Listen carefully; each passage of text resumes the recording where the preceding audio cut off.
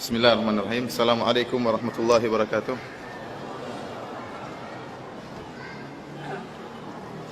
Innal hamdalillah nahmaduhu wa nasta'inuhu wa nastaghfiruhu wa natubu ilayh wa na'udzu billahi min shururi anfusina wa sayyiati a'malina.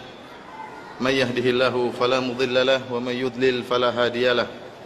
Ashhadu an la ilaha illallah wahdahu la syarika lah wa ashhadu anna Muhammadan abduhu wa rasuluhu la nabiyya ba'dah.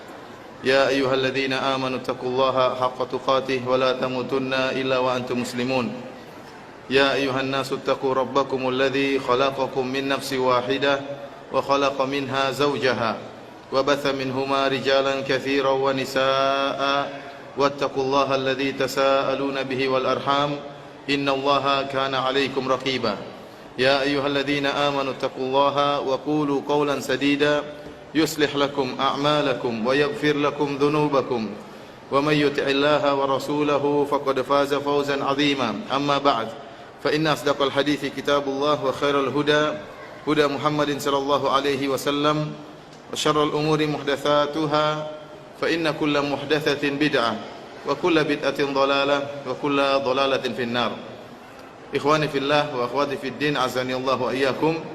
Alhamdulillah, pada pagi hari ini Allah Subhanahu wa taala mempermudah kita untuk berkumpul di majelis yang semoga diberkahi oleh Allah Subhanahu wa taala dalam rangka untuk menyampaikan perkara yang sangat penting yang merupakan salah satu dari penerapan al-amru bil ma'ruf wan nahyu 'anil munkar, menyuruh kepada kebaikan dan mencegah dari kemungkaran. Dan di antara bentuk kemungkaran yang penting untuk kita cegah dan untuk kita ingatkan kepada masyarakat adalah kemungkaran yang berkaitan dengan pemahaman sesat yang mulai beredar di tanah air kita. Alhamdulillah, majelis ulama kita telah mengeluarkan fatwa tentang sesatnya sebagian kelompok, di antaranya kelompok yang sangat berbahaya adalah Syiah Rafidhah. Dan yang sangat disesalkan, di tanah air kita mulai timbul gerakan pemahaman tersebut dan mulai ada pendukung-pendukungnya, dan ini yang sangat kita khawatirkan di kemudian hari akan semakin tersebar. Para hadirin dan hadirat yang dirahmati oleh Allah Subhanahu wa taala, dengan berkembangnya dakwah Ahlussunnah wal Jamaah terutama di akhir-akhir tahun belakangan ini, kita melihat bagaimana dakwah Ahlussunnah berkembang di mana-mana, hampir di setiap tempat di tanah air ada orang-orang yang mengenal sunnah, yang memakmurkan masjid, yang menerapkan sunnah-sunnah Nabi sallallahu alaihi wasallam, yang menyeru kepada tauhid dan menjauhkan diri-diri mereka daripada bid'ah, dan mengingatkan masyarakat akan pentingnya tauhid dan mengingatkan masyarakat akan bahaya kesyirikan. Bersamaan dengan berkembangnya dakwah Ahlussunnah, maka timbullah orang-orang yang iri, dengki dan hasad terhadap dakwah Ahlussunnah. Mereka berusaha untuk meredupkan atau mematikan cahaya dakwah Ahlussunnah. Akan tapi Allah Subhanahu wa taala, dan kita yakin Allah Subhanahu wa taala akan menjaga dakwah yang menyeru kepada sunnah Nabi sallallahu alaihi wasallam. Allah Subhanahu wa taala akan menjaga dakwah yang mengagungkan tauhid Allah Subhanahu wa taala.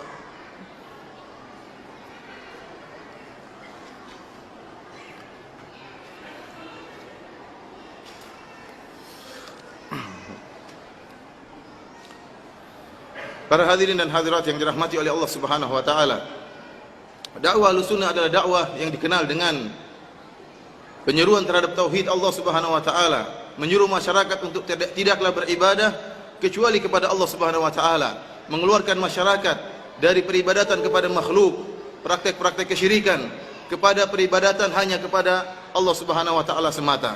Dakwah yang menyeru kepada masyarakat untuk meninggalkan praktek-praktek ibadah yang tidak pernah dicontohkan oleh Nabi mereka, Habibullah sallallahu alaihi wasallam, menuju kepada praktek-praktek ibadah yang dicontohkan oleh Rasulullah sallallahu alaihi wasallam. Oleh karenanya timbul orang-orang yang hasad dan dengki dan melancarkan kedustaan-kedustaan dan tuduhan-tuduhan terhadap dakwah Ahlussunnah wal Jamaah. Mereka tidak memiliki dalil untuk mematahkan hujah-hujah yang disampaikan oleh para ulama ahlu sunnah, yang disampaikan oleh para dai ahlu sunnah. Tidak ada hujah mereka kecuali hanyalah dusta, hanyalah tuduhan, hanyalah penipuan, hanyalah tipu muslihat yang mereka lancarkan. Dan sudah sering saya menghadapi orang-orang seperti itu, dan sebagaimana yang pernah saya bantah dalam beberapa buku, nampak bahwasanya tidak ada hujah mereka kecuali hanyalah kedustaan dan tipu muslihat.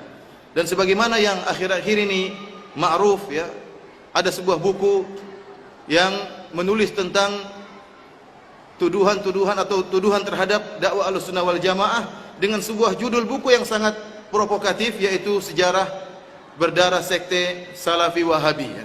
Sejarah Berdarah Sekte Salafi Wahabi, yang penulis buku tersebut menamakan dirinya sebagai Syekh Idahram.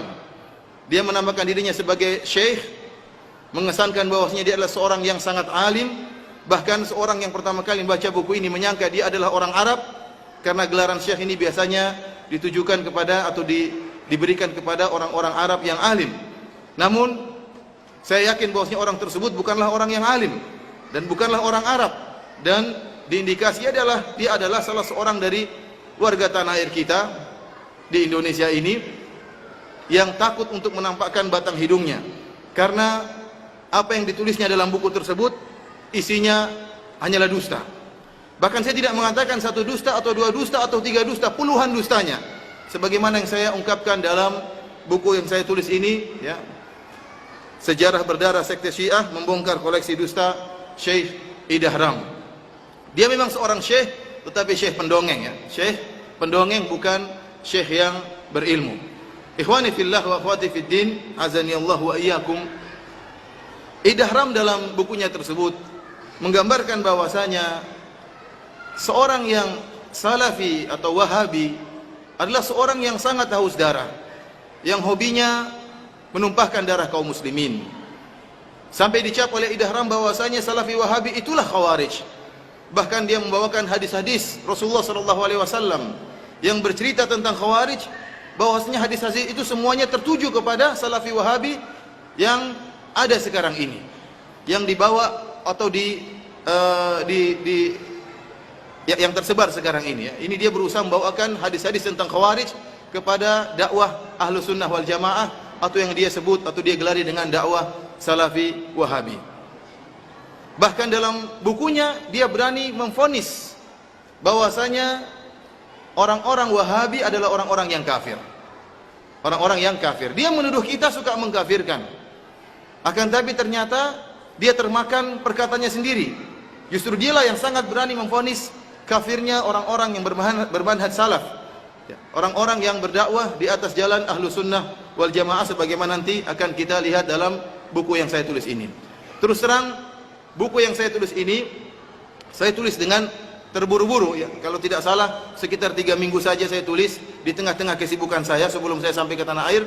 Dan saya menulis buku ini, itu pun sudah puluhan dusta yang saya ungkap dalam buku karya Idahram tersebut. Bagaimana lagi kalau banyak orang yang menulis kemudian menyempatkan banyak waktu meneliti satu persatu nukilan-nukilan yang disebutkan oleh Idahram. Tentunya akan lebih banyak lagi kedustaan yang akan bisa terungkap. Dan luar biasa Idahram ini tatkala berdosa, dia tidak malu-malu tatkala berdosa. Dia bahkan dalam bukunya menampilkan hasil scan dari sampul suatu buku, seperti buku Tarikh Najd, atau seperti Unwanul Majd. Dia tampilkan sampul bukunya seakan-akan dia menukil langsung dari buku tersebut. Bahkan dia tampilkan bahasa Arabnya. Akan tapi ternyata semuanya hanyalah kedustaan, karangan dia sendiri, hanya sekedar menipu kaum muslimin. Akan tapi demikianlah sebagaimana penjelasan Syekhul Islam Ibnu Taimiyah, terkadang Allah Subhanahu wa taala memunculkan musuh-musuh dakwah agar semakin jelas bahwasanya kedustaan akan semakin nampak kedustaannya dan kebenaran akan semakin nampak kebenarannya. Dan inilah hikmah dari Allah Subhanahu wa taala. Para hadirin dan hadirat yang dirahmati oleh Allah Subhanahu wa taala, sungguhnya Syekh Muhammad bin Abdul Wahhab rahimahullah salah seorang ulama yang berjalan di atas manhaj salaf, di atas manhaj Ahlussunnah wal Jamaah, dan beliau bermadzhab Hambali. Beliau menghidupkan kembali dakwah tauhid yang mulai pudar di Jaziratul Arab. Dan sebagaimana disebutkan dalam kitab Unwanul Majid tentang sejarah Syekh Muhammad bin Abdul Wahhab, bahwasanya yang menyebabkan beliau berdakwah tauhid karena mulai tersebar praktek-praktek ya, ritual-ritual yang tidak sesuai dengan syariat Islam, terutama di daerah Najd. Ada kuburan yang diagungkan seperti kuburan Zaid bin Al-Khattab, saudaranya Umar bin Al-Khattab radhiyallahu taala anhu. Kemudian mulai muncul para dukun yang mulai pandai mengobati dengan persyaratkan kesyirikan, harus ada hewan yang disembelih. Mulai timbul praktek-praktek kesyirikan baik perdukunan maupun yang lainnya. Inilah yang membuat Syekh Muhammad bin Abdul Wahhab kemudian bergerak berdakwah dalam rangka untuk bernahi mungkar, untuk mengagungkan Allah Subhanahu wa taala, untuk mentauhidkan Allah Subhanahu wa taala. Jadi sebenarnya dakwah Syekh Muhammad bin Abdul Wahhab ini adalah dalam rangka untuk mengupas dan mengikis adanya TBC, takhayul, bid'ah dan khurafat. Inilah sebab munculnya dakwah Syekh Muhammad bin Abdul Wahhab. Dan inilah yang kemudian dikenal di tanah air kita. Kita mengenal ada beberapa organisasi yang disebut dengan organisasi Wahabi, seperti organisasi Muhammadiyah, kemudian organisasi Persis dan organisasi Al-Irsyad yang dituduh sebagai organisasi Wahabiyah. Kita tahu bahwasanya dakwah mereka juga dibangun ya, di atas prinsip ini untuk menumpas adanya TBC, ya, takhayul, khurafat dan bid'ah. Dan ini kita sudah kenal sejak anak kecil. Anda sudah dengar bahwasanya Muhammadiyah ya adalah organisasi yang berusaha memberantas TBC, dan masyarakat pun sudah mengenal akan hal ini.